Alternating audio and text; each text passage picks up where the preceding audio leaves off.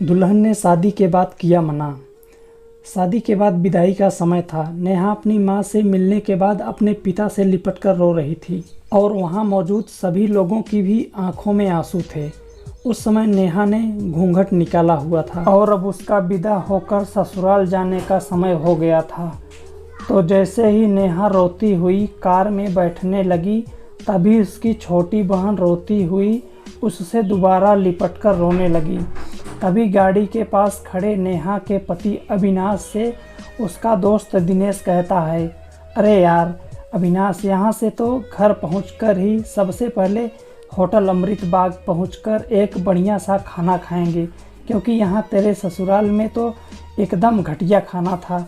ऐसा खाना तो हमारे यहाँ कुत्तों को भी नहीं खिलाते। तभी साथ ही खड़े अविनाश के छोटे भाई ने भी कहा, हाँ यार, यहाँ का खाना तो एकदम बकवास था और रसमलाई में तो रस ही नहीं था। ये कहते हुए वो तीनों ज़ोर ज़ोर से हंस रहे थे।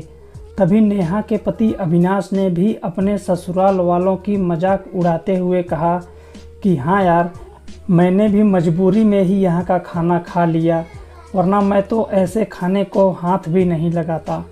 और अब पक्का हम तीनों घर पहुँचते ही अमृत बाग का खाना खाएंगे। अपने पति के मुंह से ऐसी बातें सुनकर नेहा कार में बैठती बैठती रुक गई और उसने गुस्से में सबके सामने अपनी घूंघट हटाते हुए कार के दरवाजे को ज़ोर से बंद किया और आंखों में आंसू लिए नेहा अपने पिताजी के पास पहुंच गई और उनका हाथ पकड़कर उनसे ये कहा कि पिताजी, मैं ससुराल नहीं जाऊंगी, मुझे ये रिश्ता बिल्कुल मंजूर नहीं है। बात नेहा ने इतनी ज़ोर से कहा कि सब लोग उसकी बात सुनकर हक्के बक्के रह गए। सब लोग नेहा के नज़दीक आ गए और नेहा के ससुराल वालों पर जैसे पहाड़ टूट पड़ा हो। वजह क्या थी ये किसी को नहीं समझ में आ रहा था। तभी नेहा के ससुर राधे श्याम जी ने आगे बढ़कर नेहा से पूछा, नेहा बेटी, क्या बात है? तुम अचानक ही शादी होने के बाद अपनी विदाई होने के समय यूं ही नामंजूर कर रही हो। तभी नेहा कुछ देर चुप रहने के बाद अपनी आंखों में आंसू लिए अपने ससुर से बोली कि बाबूजी, आपको पता है, मेरे माता पिता ने अपने सभी सपनों को मारकर हम सभी बहनों को इतना पढ़ाया लिखाया और काबिल बनाया, और आप जानते हैं कि एक बाप के लिए उसकी बेटी क्या मायने रखती है। वैसे आप और आपका बेटा जाए, और शायद आप नहीं जानते कि मेरी माँ ने पिछले 1 साल से एक भी नई साड़ी नहीं खरीदी है, क्योंकि मेरी शादी में पैसों की कोई कमी ना हो जाए। और आज भी मेरी शादी में मेरी माँ ने मेरी बड़ी बहन की साड़ी पहनकर खड़ी है, और ये तो कुछ भी नहीं है। मेरे पिताजी भी 150 रुपये की शर्ट के नीचे कई छेद वाली बनियान पहनकर खड़े हैं, और ये सब सिर्फ इसलिए ताकि मेरी शादी में कोई कमी न रह जाए। लेकिन इतनी मेहनत करने के बावजूद भी आज इस शादी में आपके बेटे को रोटियां ठंडी लगी, उसके दोस्त को पनीर बकवास लगा, और मेरे देवर जी को रसमलाई में तो रस ही नहीं मिला। और मेरे पति अविनाश जी तो कह रहे थे कि वो तो ऐसे खाने को हाथ भी नहीं लगाते, बस उन्होंने तो मजबूरी में ही ये सब खा लिया। अगर सब कुछ इन्होंने मजबूरी में ही खाया है तो इसकी क्या गारंटी है कि मुझसे शादी भी ये अपनी खुशी से ही कर रहे हैं। कल को अविनाश जी ये भी कह सकते हैं कि मुझसे भी इन्होंने मजबूरी में ही शादी की है। और नेहा रोते रोते अपने ससुर से ये भी कह रही थी कि जिस माता पिता ने मेरी शादी में दिन देखा न रात, बस शादी की तैयारियों में उन माता पिता पर आज आपके बेटे और उसके दोस्त यूं ज़ोर ज़ोर से हंस रहे हैं और उनकी इतनी बेइज्जती कर रहे हैं। क्या आपके घर में माता पिता की इतनी ही इज्जत होती है? तभी नेहा के ससुर ने कहा कि बेटी, इतनी छोटी सी बात पर तुम इतना नाराज़ हो गई। तो नेहा ने अपने ससुर की बात को काटते हुए कहा कि बाबूजी, ये छोटी सी बात नहीं है। अगर शादी के बाद मैं भी आपकी इज्जत न करूं तो आपको कैसा लगेगा? ये सुनते ही नेहा के ससुर ने शर्म के मारे अपनी आंखें नीची कर ली। तभी नेहा ने कहा, लेकिन बाबूजी, आप चिंता न करिए, हमारे अंदर हमारे अच्छे माता पिता के संस्कार हैं। किसी की बेइज्जती करना, ये सब हमारे माता पिता ने हमें कभी सिखाया ही नहीं है।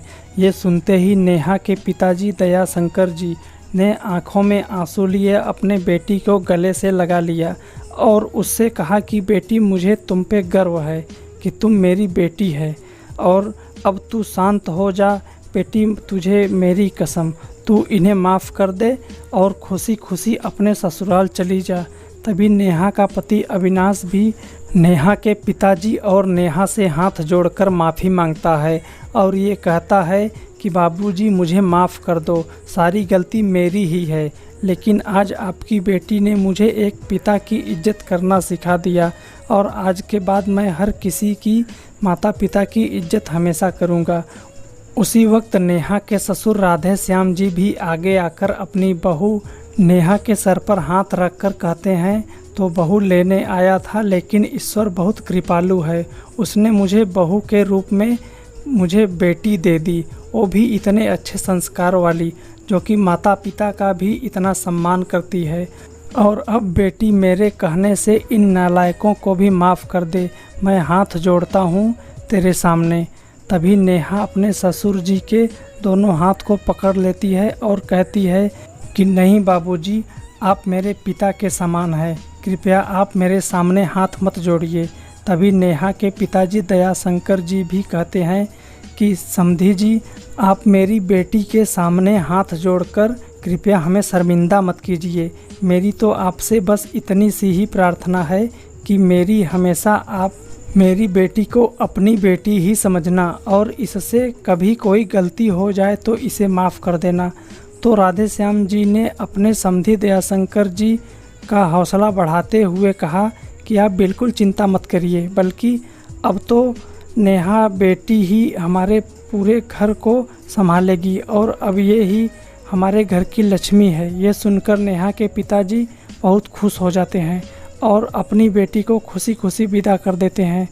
और नेहा अब राजी खुशी अपने ससुराल रवाना हो गई थी और पीछे छोड़ गई थी आंसुओं से भीगी हुई अपनी माँ और पिताजी की आंखें और अपने पिताजी का वह आंगन, जिस आंगन में कल तक वह खूब हंसती खेलती थी।